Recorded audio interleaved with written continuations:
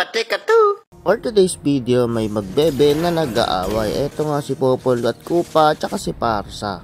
So ayan, nakikita nyo naman yung combo nila. So unang dahilan ni Popol is puntahan daw yung lola niya, tutulungan niya daw yung lola niya.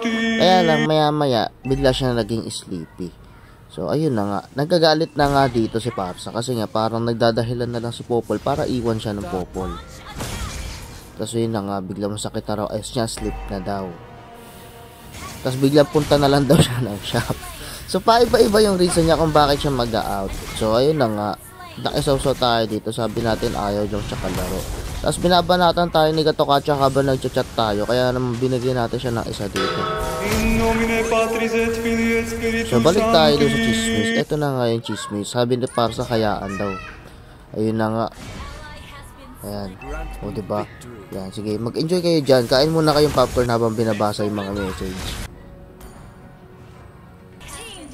Tapos dito nga, nagbibigay tayo ng peking counseling. Fake counselor tayo eh. O, diba? Tapos yan, magiging effective naman yung fake counseling natin dito kasi tignan nyo yung mangyayari. Ayan na, sinabi na nga ng Parsa yung napansin niya na parang nagbibigay na lang ako ano-anong dahilan para makaalis siya. Tapos yun na nga, o diba? Nagtawanan na lang sila bigla. O diba, effective yung fake counseling natin. Ang galing, no? O, wala dapat drama, laro-laro lang sabay one hit kay Gusto. In nomine Patris et Filii et Spiritus Sancti. Yun lang, salamat.